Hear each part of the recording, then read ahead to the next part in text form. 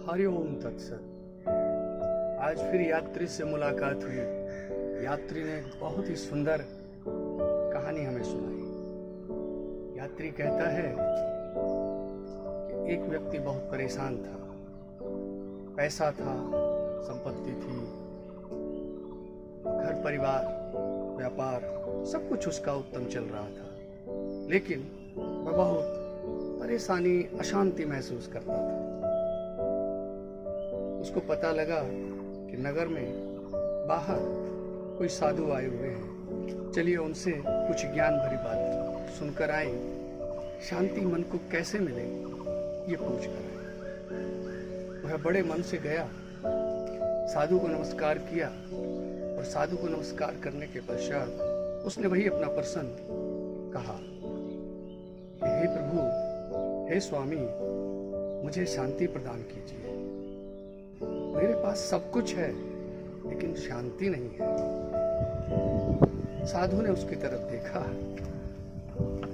एक मुस्कान उसके चेहरे पे डाली, कुछ ना कहा कि कल आना। कहा कल आना। वह अनमने मन से गया। अगले दिन फिर आया और उसने फिर पूछा कि प्रभु, मैं कल आया था, मुझे शांति चाहिए। साधु ने कहा, तुम दोबारा आए हो, इसलिए बता रहा हूं कि शांति तो सबके पास है, बिना मूल्य के मिलती है, बिना किए मिलती है, क्योंकि उस पर तुम्हारा सदा से हक है।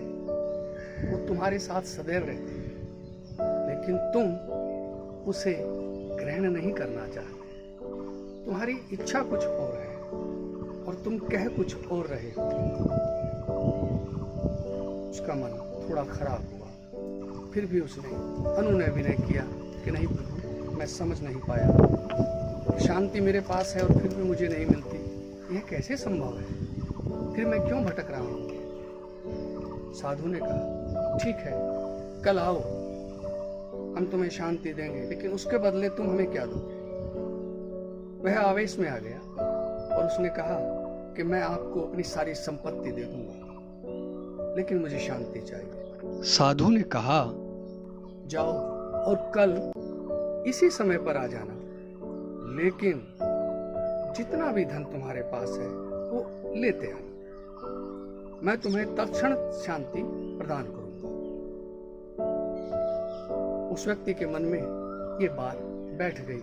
वो घर गया, सारी रात उसने ऐसे ही काटी। सुबह उठा, सारे दिन कार्य किया, शाम को उससे मिलने फिर गया कि हे साधु, मैं आ गया हूँ, यह मेरी धन संपत्ति की पोटली है, जो भी कुछ है मेरे पास मैं ले आया हूँ, अब मुझे शांति दे। साधु ने कहा, ठीक है, 1 मिनट मुझे दिखाओ। उन्होंने देखा, हाँ वाकई धन से भरी पोटली है। उस व्यक्ति की तरफ फिर देखा और कहा कि फिर सोच लो, शांति बहुत महंगी नहीं है, बहुत सस्ती है, मैं तुम्हें दूंगा, लेकिन बदले में ये धन लूंगा। उस व्यक्ति ने भी दृढ़ निश्चय किया हुआ था और बोला कि नहीं, मुझे शांति चाहिए। साधु ने आव देखा न ताव पोटली को उठाया और नगर के बाहर की तरफ भाग लिया। अब उसके पीछे पीछे वह व्यक्ति भाग रहा है और चिल्ला रहा है कि ये मेरे साथ धोखा हुआ, यह साधु मेरे धन को लेकर भाग रहा है, मेरा धन दिलवाइए। लेकिन साधु भी जवान था, हट्टा कट्टा था, वह भागता रहा। उस व्यक्ति का जब दम उखड़ने को हो गया, वह उसके हाथ नहीं आ रहा था, तो एक निर्जन स्थान पर साधु रुक गया। जैसे ही वह व्यक्ति आया, उसका बुरा हाल था, हाँफ रहा था। उसने वह धन की संपत्ति की जो पोटली थी उसके हाथ में दी। वह व्यक्ति उसको लेते ही बोला, ओह, अब मुझे शांति मिली, तुम तो मेरा धन ही लेकर भाग रहे थे।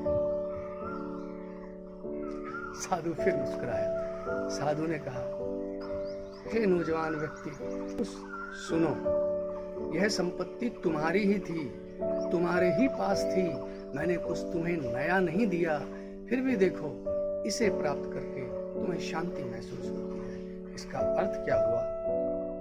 कि ये शांति जिसे तुम शांति नहीं समझ रहे, ये तुम्हारे पास पहले से ही है, लेकिन तुम स्वयं अशांति के मार्ग चुन लेते हो, स्वयं अपने मन को भटकने के लिए मजबूर करते हो।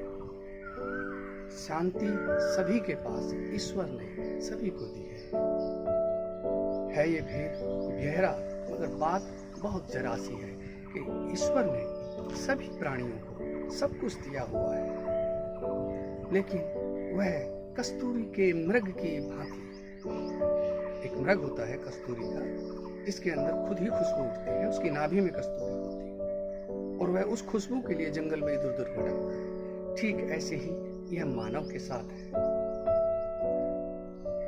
कि सब कुछ उसी के पास है, लेकिन वह उन्हीं चीजों के लिए इधर उधर भटकता रहता है। कहो, है ना ये भेद गहरा और बात जरा सी।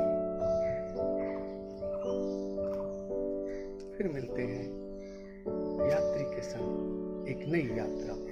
तब तक के लिए हरिओम तत्सत, हरिओम तत्सत, हरिओम तत्सत।